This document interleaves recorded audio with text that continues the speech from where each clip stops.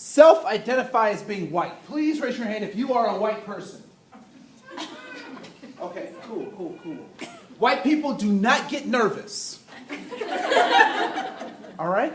One of the things that I typically find problematic when people talk about diversity or cultural competence or these other concepts, white privilege, that's one of my favorite ones, right? So we'll beat up that horse when we get to it. And I like using a metaphor that reveals violence upon that topic, because I have some serious feelings about this concept of white privilege, but we'll talk about that when it's time. Many of you know what I'm talking about, and some of you don't, and that's okay, right?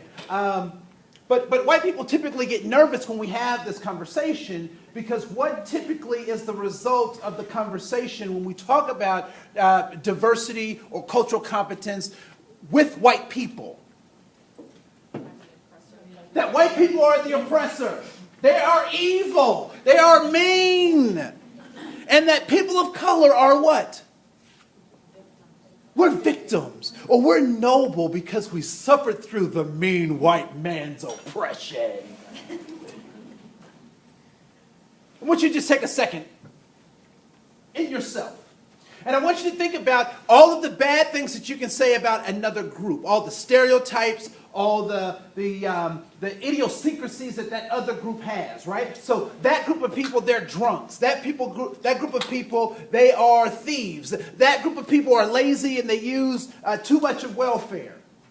I want you to hold those things in your mind. Now, I want you to search your own family. Can any of those things be said about members of your own family? Yeah. You don't have to answer. You don't have to answer. I just want you to think about it. So when we talk about this cultural competence, when we talk about what it means to interact with other people, we talk about what it means to be different, what we should be talking about are the things that make us more alike and the things that make us more similar. Because anything that I can say about another group of people can be said about my group of people. As a matter of fact, it can be said about my very own family. All right? So we're going to talk about cultural competence in a little bit of a different way. And if at any point a white person feels beat up, please raise your hand. Let me know. If a person of color feels like I'm not validating their point of view or their way of seeing the world, please raise your hand and let me know. Because this is not a black and white thing. It's not it is not a Native American and Hmong thing. It is a human thing that we have to get over. It's a human thing that we have to get over. I come from a religious background that talks about sin. And they spend way too much time, oftentimes, talking about sin and not talking about other stuff. But one of the things that I think is very powerful is that all too often the thing that we do is so sinful that it won't let us connect. And we'll figure out ways to get us to connect. I think Joy talked about it in great detail, that love is typically missing in individuals' lives, and that love is also the thing that can also save someone's life. But we also don't talk about love in a concrete way that makes sense. We talk about it in that emotional sense, but we'll get to all of that too. All right? Anything else that folks wanted to talk about before I jump into my presentation, so that I make sure that I make a mental note that I've gotten to some of the things that you want to talk about? What are some things that you would like to talk about? You have a black man in front of you who's not afraid to talk about whiteness and white people. Any questions? All right, so as they come up, please make sure that you ask so that we can address those things. So we will jump now. So I'm going to show a. Sorry, that's me talking. Hold on, let me turn me down for a second.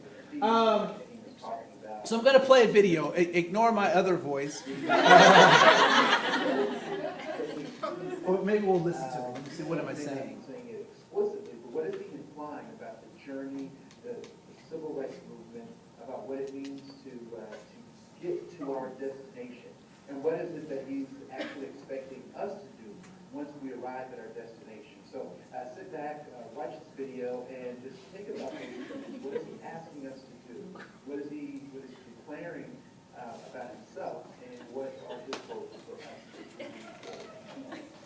That dude is so eloquent. That dude is so eloquent. Okay, let me go back and I'll play the video without all the extra commentary. Before you watch this video, I want you to Oh, hush. as the video plays. With a greater readiness, let us stand.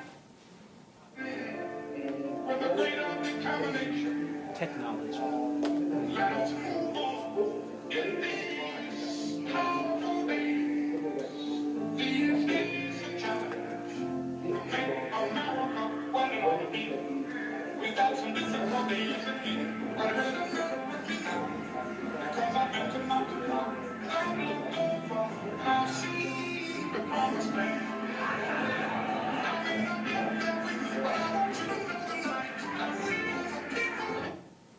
No, no. I love technology and I hate it all at the same time. Before you watch this video, That guy is crazy.